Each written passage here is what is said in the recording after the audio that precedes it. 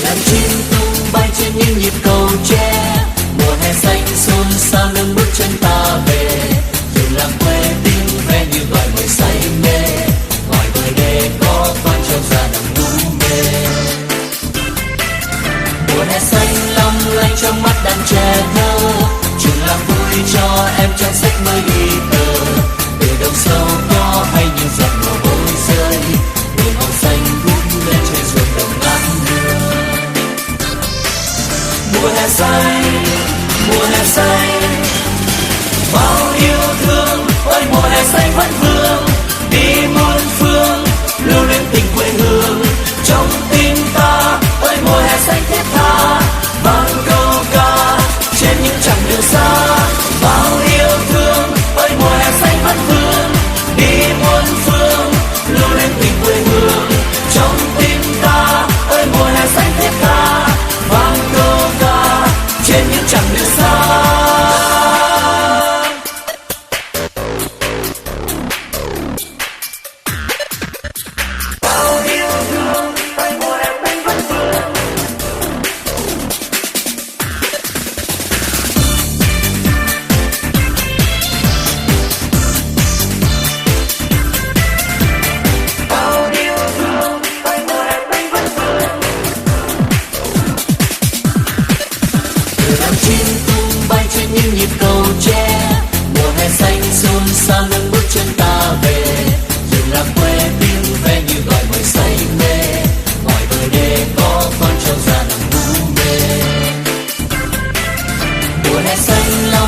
Trong mắt đàn trẻ thơ, trường làm vui cho em trang sách mới ghi tờ. Từ đồng sâu có hay những giọt mồ hôi rơi, đường màu xanh vút lên trên ruộng đồng ngát hương. Mùa hè xanh, mùa hè xanh, bao yêu thương. Ôi mùa hè xanh vẫn vương, đi muôn phương, lưu luyến tình quê hương trong tim ta. Ôi mùa hè xanh thiết tha, vang câu ca trên những chặng đường xa.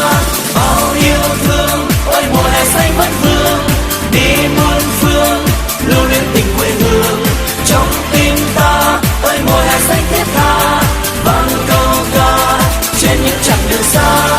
Bao yêu thương, ôi mùa hè xanh vẫn vương, đi muôn phương, lưu luyến tình quê hương trong tim ta. Ôi mùa hè xanh thiết tha, vang câu ca trên những chặng đường xa.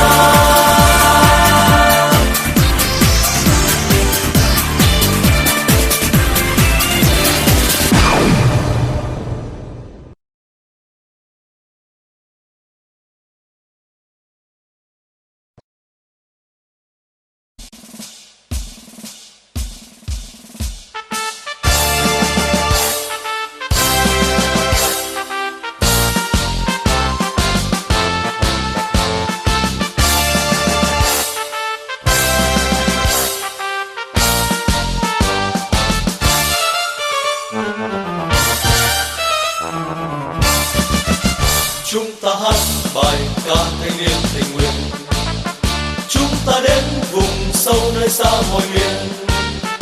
Tuổi trẻ có thanh niên đầy nhiệt huyết trong tim, bạn của tôi hòa mình vào mùa hè xanh. Với khối óc bàn tay hăng say nhiệt tình, góp công sức dựng xây quê hương của mình. Từ nhịp sống hôm nay là hạnh phúc mai sau. Mùa hè xanh dục giá bước nhanh lên đường, về đồng bằng phương Nam ta đắp để ngăn cơn lũ tràn. Dày đàn em học hành dựng căn nhà cho người neo đơn. Ta đi lên Trường Sơn ngó con đường lịch sử hào hùng. Ta đi lên vùng cao giúp đồng bào trồng cây gây rừng. Áo xanh khắp đoàn ta thanh niên tình nguyện, những năm tháng nào phai trong ta kỷ niệm. Đời dần có thanh niên đầy nhiệt sống trong tim. Mùa hè xanh hát vang bài ca lên đường.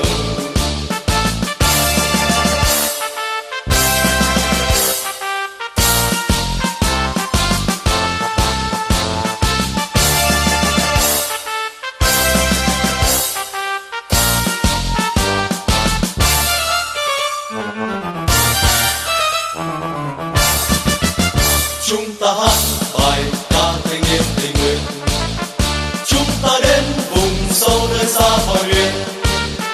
Tuổi trẻ có thanh niên đầy nhiệt huyết trong tim, bạn cùng tôi hòa mình vào mùa hè xanh.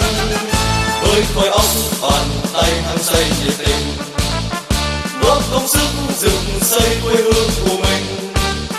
Từ nhịp sống hôm nay là hạnh phúc mai sau, mùa hè xanh giúp giá bước nhanh lên đường. Về đồng bằng phương Nam ta đắp đến ngăn cơn lũ tràn, dạy đàn em học hành dựng căn nhà cho người neo đơn. Ta đi lên Trường Sơn mở con đường lịch sử hào hùng, ta đi lên vùng cao giúp đồng bào trồng cây gây rừng. Áo xanh thắm đoàn ta thanh niên tình nguyện, những năm tháng nào phai trong ta kỷ niệm. Đời cần có thanh niên đầy nhiệt sống trong tim, mùa hè xanh hát vang bài ca lên đường. Mùa hè xanh hát vang bài ca lên đường. Mùa hè xanh hát vang bài ca lên đường.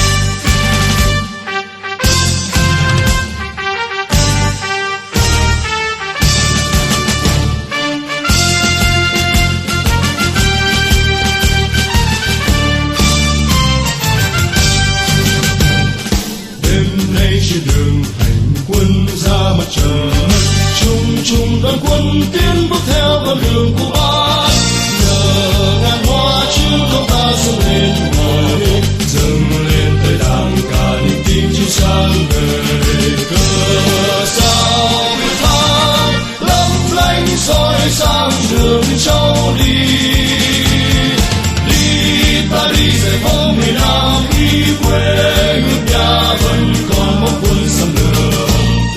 Ta cùng chiến đấu quên xanh nó đi, lời Bác thúc giục chúng ta chiến đấu cho quê nhà Nam Ba lời ca. Hôm nay Bác gọi cả non sông